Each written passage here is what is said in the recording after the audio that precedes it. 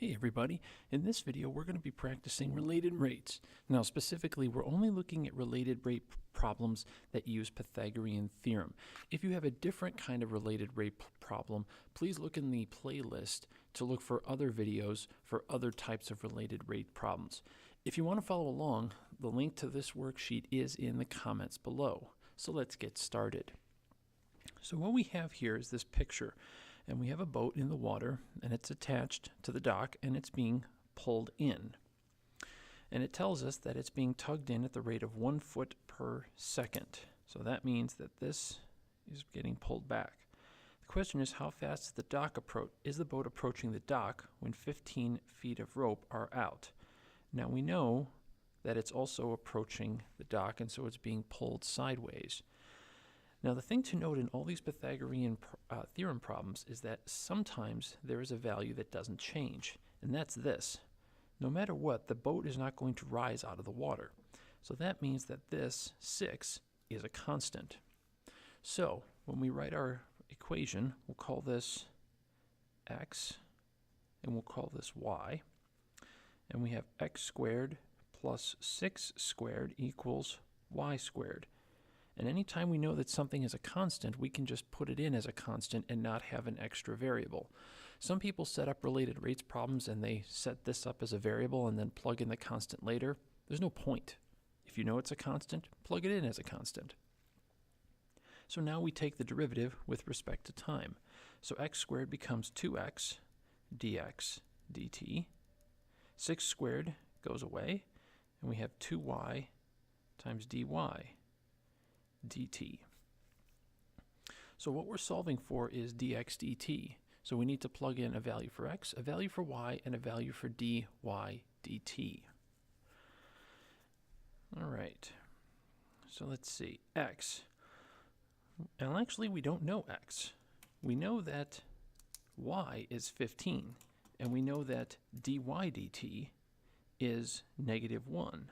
So I'll fill those numbers in. But x we don't know. So off to the side here we need to figure out what that value is. And usually when we don't know a value, we use the starting equation to help us. So when it's 15 feet out, that means this length is 15. So over here I'm going to write x squared plus 6 squared equals 15 squared. All right, so 15 squared. And then we'll subtract the 6 squared, and we get x squared equal to 189. So x is equal to square root of 189. So that's the value that we're going to substitute into this problem. So 2 square root of 189 and dy dt. And so when we simplify this, dy dt, we're going to have -30 on the top, all over 2 square root of 189. Now that's x. dx dt is a rate, so that means we write feet per second. Now we can leave it in exact form, or if you want to divide that, that's going to be approximately -1.09 feet per second. Okay, let's look at the next one. Now for the next one, here we have a ladder and it's falling down the wall. Now here, it's falling down this way, and here the base is getting kicked out. So if we have this right triangle, this side is getting shorter, this side is getting longer, but this side is not changing length. So we have x squared plus y squared equals 13 squared. That's a constant. So when we find our derivative, our rate of change, we have 2x dx dt plus 2y dy dt equals 0. So now what's being asked of us? How fast is the top of the ladder sliding down the wall at that moment? So we want to know how fast is y changing. So dy dt is what we're looking for. So we need x, y, and dx dt. So x is the base. So it says by the time the base is 12 feet from the house, there it is. That's our base, 12. It says the base is moving at a rate of 5 feet per second. So that's how fast x is growing, 5. Now y, they didn't give us that, but we can find it because we'll plug in 12 in for x. So 12 squared plus y squared equals 13 squared. And if memory serves, this will be a Pythagorean triple. If we subtract 13 squared minus 12 squared, we get 25. So y equals 5. So yes, this is a Pythagorean triple. So y has a value of 5. dy dt equals 0. So we'll subtract this value over to the other side. So 10 dy dt equals negative 120. And then when we divide by 10, we have dy dt equals negative 12. And that's a rate. So that's going to be feet per second.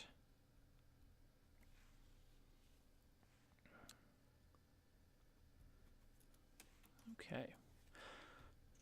On to the third one. So here we've got a plane flying to the right, a car moving to the left. Now it says that the plane is flying at a level, is flying 3 miles above a level straight road. So with this triangle, we can assume that this length, 3, is a constant. So writing this with Pythagorean theorem, we're going to have x squared, that's this right here, that's how far away the car is from being directly underneath the plane, plus 3 squared, that's how high the plane is in the air, equals s squared. That's the distance in a straight line between the plane and the car.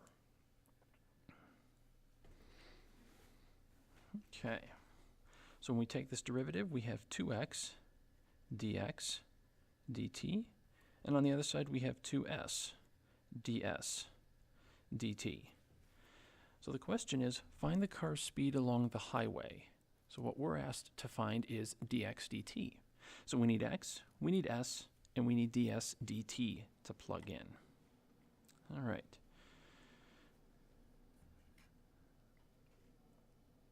Okay. So we know that, according to this, the instant the line of sight distance from the plane to the car is 5 miles. That's s right there. So we'll put 5 in there. And it says that the distance between the plane and the car, that's this, is decreasing at 160 miles an hour. So that's a negative. Now we need x. We're not given x, so we have to use our formula to find it. X squared equals plus 3 squared equals 5 squared. So x squared will equal 16, that's 25 minus 9, and x will equal 4. And again, that is another Pythagorean triple. So now we have all the values plugged in. So now all we have to do is divide by 2 times 4, which is 8. So we have negative 1600 over 8.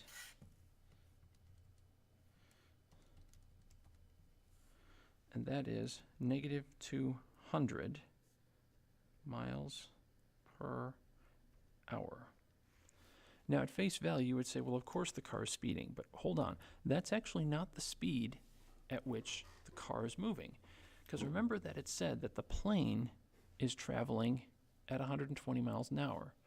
So the plane is closing the distance at a rate of 120 miles per hour. But the car is also closing the distance. And this represents the sum total of that. So the plane's speed is 120. It's 120 miles per hour, which means if the distance is closing at a rate of 200, that means the car has to have a speed of 80 miles per hour to make up the difference to add up to 200. Okay. So now with this one, here we have the sides of a rectangle. And so here we have x, y, and then z is the diagonal. Now what's interesting here is that all three lengths are changing. Here's the one first example where you're not going to have a constant. Here we're going to have x squared plus y squared equals z squared. No constants to plug in. So the question is, all right, what is the value of dx dt? So we take our derivative, 2x dx dt plus 2y dy dt equals 2z dz dt. Now, we know the values of x and y. They are 3 and 4. And we don't know dx dt. Now, because this is a if we remember, this side is 3, this side is 4, that's a Pythagorean triple, which means z has to equal 5. And we know that dz dt is 1. But what about dy dt? Well, what we can do is we can take out dy dt, because we can use this relationship up there to substitute that out. And we can get rid of dy dt. But first we have to say this is what dx dt equals. What does dy dt by itself equal? Well, we have to get rid of the 3. So we'll multiply both sides by 1/3. And that will move the 3 from this side over to this side. And so dy dx equals 1/3 dx dt. And so we'll replace dy dt with 1/3 dx dt, fit that in there. And so we have two terms both with dx dt. We've got 6 dx dt plus 8/3 dx dt equals 10. So we have two terms. To combine them, we'll need a common denominator.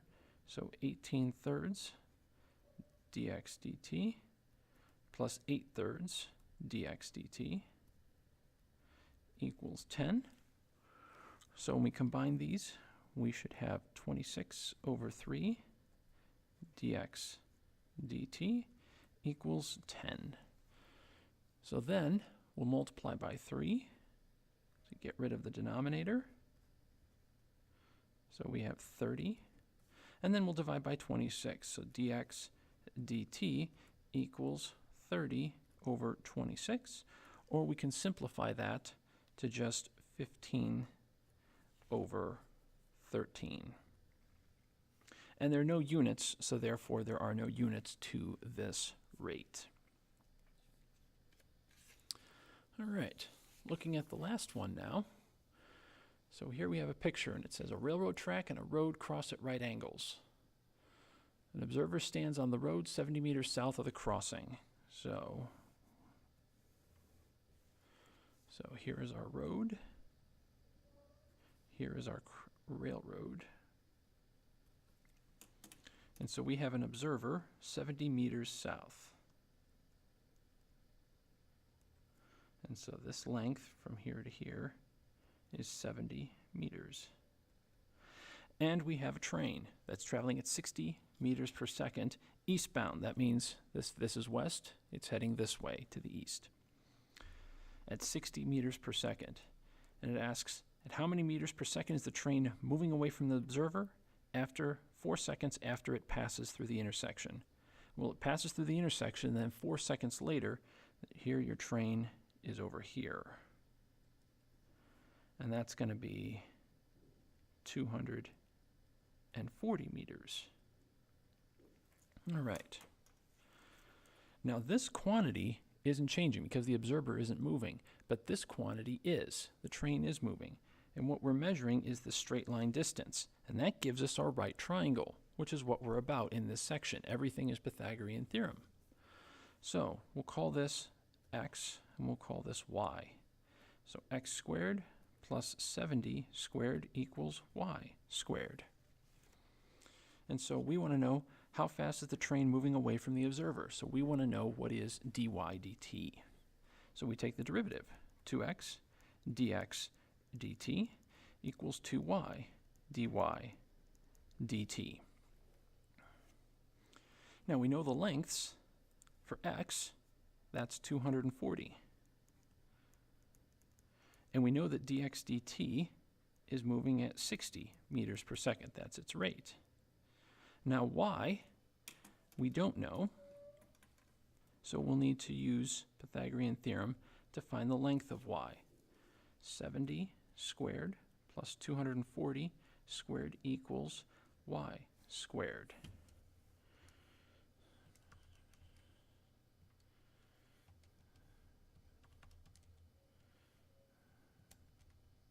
And so y squared will equal 625.00.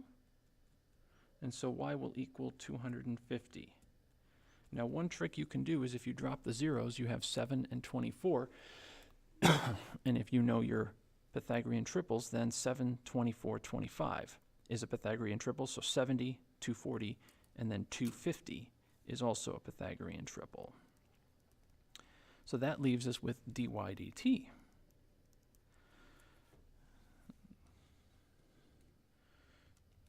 So now we multiply the left side together and we have 28,800 equals 500 dy dt.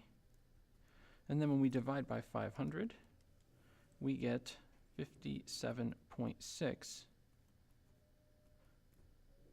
And that is a rate, and we do have units for this problem, so that means the distance is decreasing at the rate of 57.6 meters per second.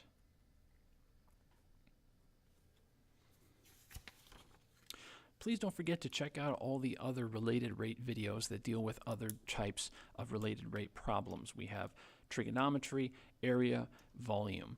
Thanks so much for watching. If you like this video, click the thumbs up. If you want to see more videos, hit the subscribe button. If you're a teacher and you like this, consider sharing this with your students. Or if you're a student and you like this, share it with your classmates.